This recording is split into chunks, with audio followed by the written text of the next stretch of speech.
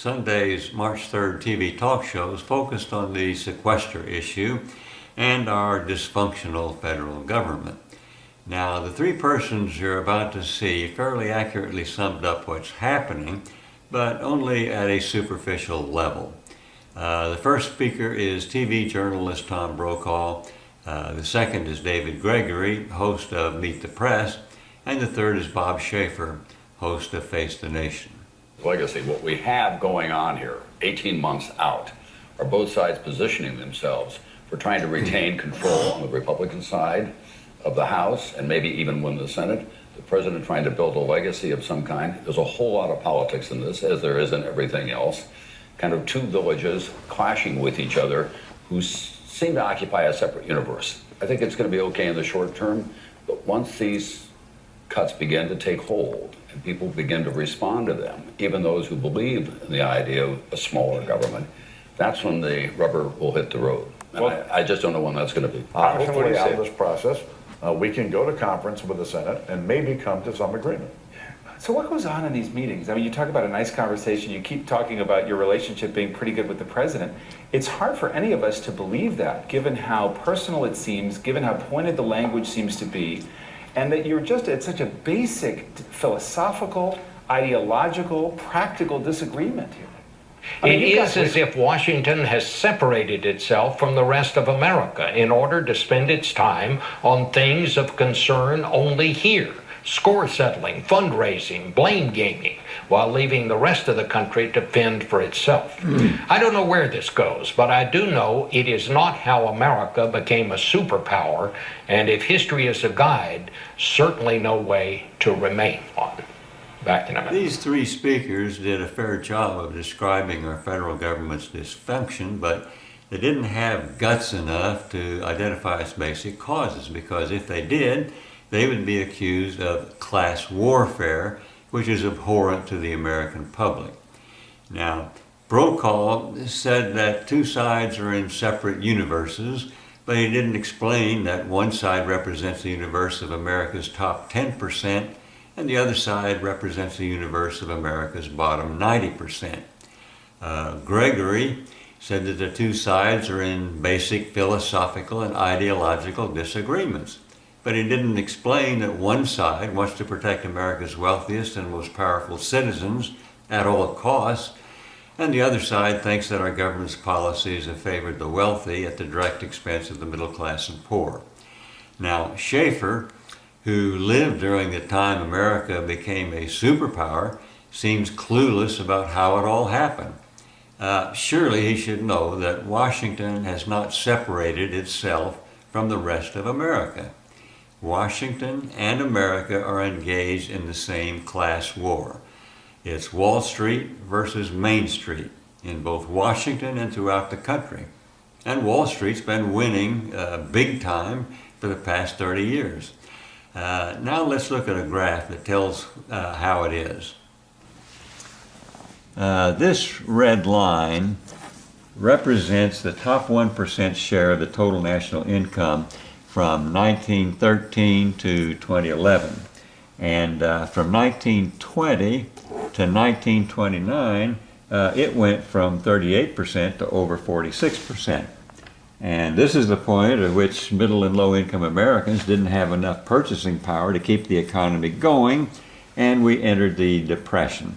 And this period in here represents the period where workers were making a much larger share of the national income.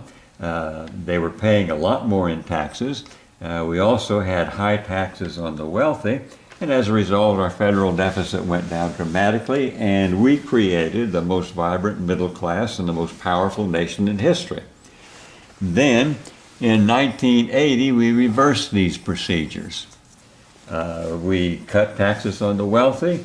There were attacks on workers' rights. We enacted globalization and made workers compete with the lowest paid workers in the world, and a host of other things that again increased the top 1% share of the national income to over 46% again.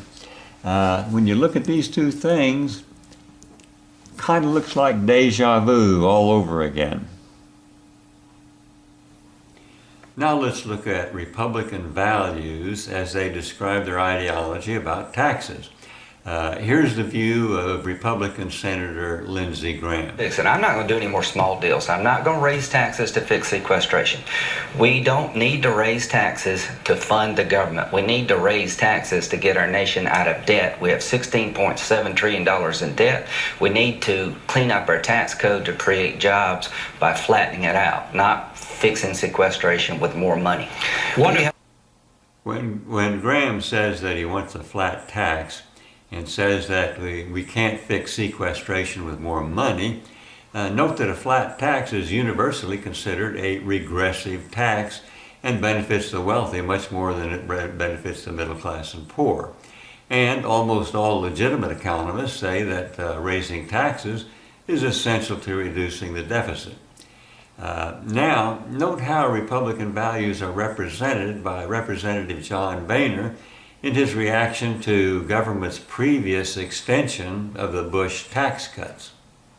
When is the president going to address the spending side of this? But Simpson and Bowles, who a lot of people around here think is really the paradigm, how to look at long-term debt reduction, they wanted a lot more revenue.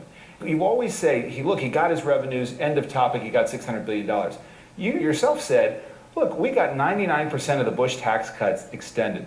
That's a pretty good deal. So you didn't have to give a lot for that. Only 18% of the Bush tax cuts were rescinded with that $600 billion deal. No and you've committed cuts. to, wait a second, but you've committed to more in the way of revenue just last December. But the president and I never came to an agreement. The Bush tax cuts are an excellent representation of Republican values. Now, this excerpt is from an article in Barron's magazine, and Barron's is America's most prestigious conservative financial publication for serious investors. And this came out in their February 16, 2004 issue, which was at the height of George Bush's popularity. And according to Barron's, Bush is engineering a fundamental change in the tax system by gradually taking capital gains out of the tax base through reductions in levies on dividends, capital gains, and inheritances. Bush is transforming the income tax into a pure tax on wages. If Bush can finish his work, the capital gains, dividend, and estate taxes may disappear entirely. Now, these kinds of tax cuts aren't what created the middle class and made us a prosperous country. These are the kinds of taxes you would find in an aristocracy. Inherited wealth is not taxed. The income from wealth, like capital gains and dividends, is not taxed. And all taxes become a pure tax on wages. And those are the kinds of tax cuts that Republicans still want to achieve. Also, note that Barron's what Barron's described in 2004 is still true. It's not even debatable. It's the official, publicly admitted Republican strategy. It's their ideology. Now let's look at how members of two opposing camps in the sequestering argument view the effects of cuts in government spending. The first is Democratic strategist James Carville, and the second is Republican Senator Mitch McConnell. Well, first thing is, I'm going to do something I don't normally do. I'm going to give Mitt Romney and Republicans some credit. They told the truth in the last election. They said if you re-elect Obama, we're going to have European-style policies in the United States. And that's just what we're getting. European-style austerity, the thing that has brought Britain to its knees 3 times, the thing that has brought Spain and Italy both to its knees. We are copying the very policies that are failing. Now, is it Armageddon? Macroeconomic advisors, Goldman Sachs, say 0.5 point off of GDP. I don't know if that's Armageddon, but that's a lot when you have tepid GDP. 750,000 jobs lost. If you're one of those 750,000 people, that's Armageddon. Were those Senate Republican leader Mitch McConnell just the other day? The president is ready to make it bite as hard as possible, all to send a simple message to the public. You want to control Washington spending, America? Fine. Let me show you how much I can make it hurt. Carville described what most economists are predicting. These cuts are going to cause a lot of pain, if not immediately, certainly later.